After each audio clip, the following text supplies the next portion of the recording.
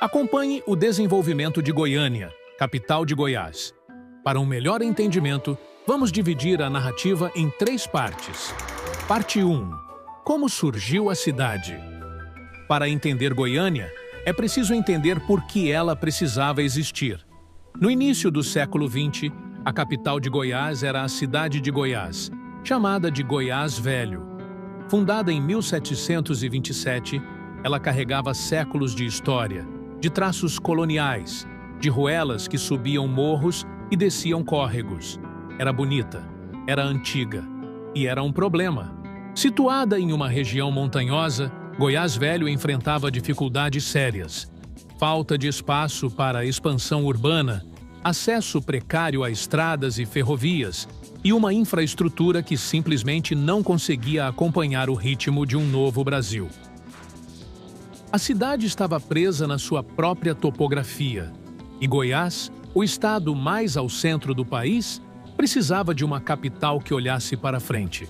Esse era o argumento de Pedro Ludovico Teixeira, médico, político e o homem que mudaria a história do Centro-Oeste. Ele via em Goiás Velho não uma joia histórica, mas uma âncora, e tinha a ambição necessária para cortá-la. O momento histórico jogou a favor. Goiânia foi planejada e construída para ser a capital política e administrativa de Goiás, sob influência da Marcha para o Oeste, política desenvolvida pelo governo Vargas para acelerar o desenvolvimento e incentivar a ocupação do Centro-Oeste brasileiro. Era a era do Brasil que queria se modernizar de uma vez, que queria rasgar o interior do país e deixar de ser apenas litoral. Pedro Ludovico e Getúlio Vargas compartilhavam esse sonho e também laços políticos estreitos. A nova capital seria, ao mesmo tempo, um projeto urbanístico e uma demonstração de poder. Para desenhar a cidade, foi chamado Atílio Correia Lima, urbanista formado em Paris, influenciado pelas ideias modernistas que redesenhavam cidades na Europa. Seu projeto urbanístico previa ruas largas e avenidas arborizadas, com traçado em formato de plano piloto com desenho em forma de cruz, conhecido como Setor Central. O planejamento incluiu áreas para comércio, serviços, lazer e administração pública, além de bairros residenciais. Entre os principais pontos do plano estava o modelo de cidades-jardim, que visa harmonizar áreas verdes e ambiente urbano. Correia Lima buscou criar setores funcionais e residenciais para manter uma baixa densidade habitacional, já que a população estimada da capital seria de 50 mil habitantes. A cidade que ele desenhou caberia nesse número com folga. Mas Goiânia tinha outros planos. Em 24 de outubro de 1933, em local determinado por Atílio Correia Lima, um planalto onde atualmente se encontra o Palácio das Esmeraldas, na Praça Cívica, Pedro Ludovico lançou a pedra fundamental da nova cidade. Era um gesto simbólico enorme. Ali, no coração do cerrado, alguém cravou uma pedra no chão e disse: "Aqui vai nascer uma capital." O processo de planejamento e construção da nova cidade levou apenas 3 anos, de 1933 a 1937, quando a administração estadual foi transferida para Goiânia. 3 anos para erguer uma capital do zero. A arquitetura que marcaria a cidade era o Art Deco, formas geométricas, linhas sólidas, uma estética que misturava a modernidade europeia com a robustez tropical. Parte 2. A cidade que transbordou o plano. A transferência da capital trouxe funcionários públicos, famílias, comerciantes, curiosos. Em 1940, Goiânia abrigava pouco mais de 50 mil pessoas. Exatamente o número que Correia Lima havia imaginado. A cidade cabia em si mesma. Mas o Brasil estava mudando, e Goiânia era jovem demais para ficar parada.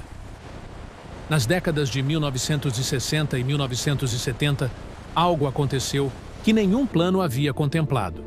O Brasil se industrializou de repente, as rodovias cortaram o interior e as pessoas começaram a se mover em massa em direção às cidades. Goiânia estava no caminho.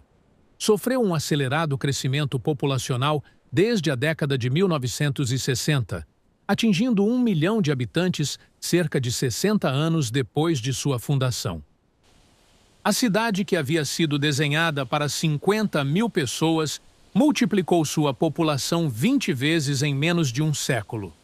Na década de 1970, à medida em que a população mais do que dobra em relação à década anterior, o trânsito goianiense ganha o acréscimo de milhares de carros.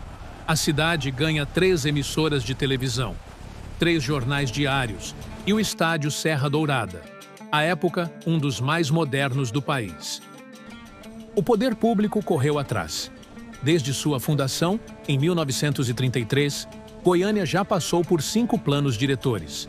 Em 1968, um plano desenvolvido pelo arquiteto Georg Wilhelm foi aprovado no ano seguinte.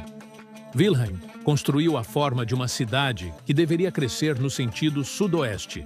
Desse plano, vieram as regiões que hoje conhecemos como Jardim América e Vila Novo Horizonte, áreas que tiveram crescimento expressivo. Mas nenhum plano conseguia ser mais rápido que a cidade. As avenidas largas do centro, projetadas a pedido de Pedro Ludovico Teixeira como mais uma demonstração da grandiosidade e modernidade da nova capital, contrapõem-se às vielas, becos e ruas estreitas de bairros surgidos mais tarde, frutos de loteamentos irregulares e de ocupações por movimentos de sem-teto. Era a contradição de toda a metrópole brasileira, a cidade planejada convivendo com a cidade vivida, o traçado racional do centro e o crescimento orgânico da periferia, o sonho de Correia Lima e a realidade de quem chegava sem ter onde morar. A partir de 1970, Goiânia expandiu significativamente seus loteamentos urbanos, mantendo um alto ritmo de crescimento populacional, chegando a 1980 com mais de 700 mil habitantes, dos quais 98% viviam em área urbana. Esse aumento demográfico provocou o surgimento de um grande número de loteamentos voltados para as classes de renda mais baixa em cidades vizinhas, como Aparecida de Goiânia. Parte 3. A cicatriz azul. Em setembro de 1987, no auge do crescimento, Goiânia viveu o seu momento mais sombrio. O acidente com o Césio 137 foi o maior acidente radioativo do Brasil e o maior do mundo ocorrido fora das usinas nucleares. Tudo começou com uma clínica de radioterapia abandonada no centro da cidade. No dia 13 de setembro de 1987, 2 jovens catadores de recicláveis foram até o prédio desocupado e encontraram um aparelho de cesioterapia que havia sido abandonado no local. Eles venderam a peça a um ferro velho. O dono abriu a cápsula. Encontrou um pó branco que brilhava em azul no escuro. O dono do ferro velho ficou encantado com o pó que emitia um brilho azul no escuro. Ele mostrou a descoberta para sua esposa, familiares e amigos. Ninguém sabia o que era. Ninguém sabia o perigo. Entre o dia 13 de setembro e a identificação do que de fato ocorria em Goiânia, passaram-se 16 dias. Nesse período, o césio foi dividido, transportado, manuseado, ingerido e espalhado pela cidade. Quando as autoridades finalmente entenderam o que estava acontecendo, a contaminação já havia se espalhado por 7 pontos da cidade. Ao total, cerca de 112 mil pessoas foram atendidas, sendo que 249 apresentaram algum nível de contaminação pelo césio. 4 pessoas faleceram poucos dias após o contato com o material. Entre elas, uma criança de 6 anos chamada Leide das Neves, que havia brincado com o pó azul que seu pai trouxera para casa. A tragédia não terminou com a descontaminação. Goiânia passou a carregar uma marca que ia além da radiação. A notícia do acidente radiológico se espalhou e, movidas pelo pânico, as pessoas passaram a hostilizar os afetados. Carros com placas goianas foram depredados em outras cidades. Uma revista nacional chegou a estampar na capa as palavras "Goiânia nunca mais". A cidade inteira virou sinônimo de contaminação e precisou, aos poucos, reconquistar sua própria imagem. Ao longo da segunda metade da década de 1990, com o objetivo de contornar a situação, as áreas afetadas foram revitalizadas pela prefeitura juntamente com o governo estadual. O terreno onde tudo começou, hoje, abriga o Centro de Cultura e Convenções de Goiânia. O passado não foi apagado, foi transformado. Parte 4. A Metrópole do Cerrado. Goiânia chegou ao século XXI como uma das maiores cidades do Brasil e uma das que mais crescem. Em 2025, a cidade abriga 1,5 milhão de habitantes, segundo o IBGE, e possui mais de 640 setores, o que em outras cidades seriam chamados de bairros. A cidade é a segunda capital do Brasil com a melhor qualidade de vida, segundo o Índice de Progresso Social, que avalia 53 indicadores relacionados à moradia, qualidade ambiental, saneamento, saúde e bem-estar. Ficou atrás apenas de Brasília. A capital verde Goiânia não é famosa apenas por seus prédios, é famosa por seus espaços abertos. O cerrado que rodeava o projeto original nunca foi completamente expulso. A cidade convive com parques, bosques e avenidas arborizadas que lhe renderam o título de capital mais verde do Brasil. O Bosque dos Buritis, o Parque Flamboyant, o Lago das Rosas, são espaços onde a cidade respira, onde famílias se encontram, onde Goiânia lembra que foi planejada por alguém que acreditava que uma cidade precisava ter alma além de asfalto. Mas, se há um elemento cultural que define Goiânia no imaginário nacional, é a música. Goiânia é considerada a capital da música sertaneja no Brasil. A cidade tem uma forte tradição de música sertaneja, e muitos dos artistas mais famosos do gênero têm origens ou carreiras associadas a Goiânia. E não para por aí. Goiânia é a terra do sertanejo, mas também é a terra do rock, dos festivais de música alternativa como o Bananada, o Vaca Amarela e o Goiânia Noise. Goiânia, uma cidade que consegue abrigar o sertanejo universitário e o punk no mesmo fim de semana. A gastronomia goiana carrega influências de 2 estados vizinhos, Bahia e Minas Gerais, aliadas aos ingredientes típicos do Cerrado, principalmente frutos e temperos, formando uma mistura única. Entre os pratos típicos, arroz com pequi, arroz com suã, empadão goiano, arroz de Puta Rica, angu de milho verde e guariroba. O pequi é a alma dessa cozinha, fruto nativo do Cerrado, de sabor intenso e divisivo. Quem gosta, gosta demais.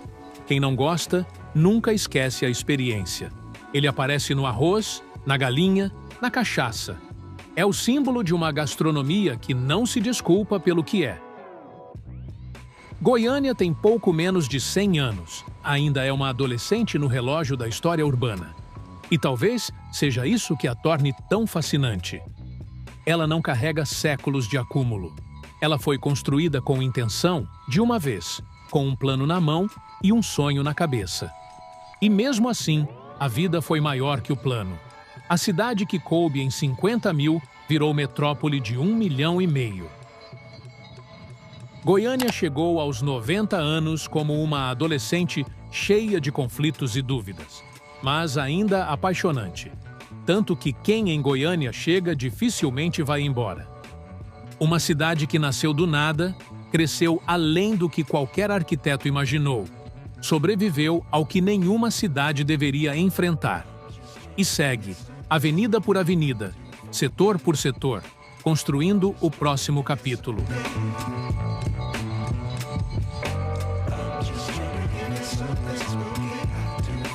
Obrigado por assistir.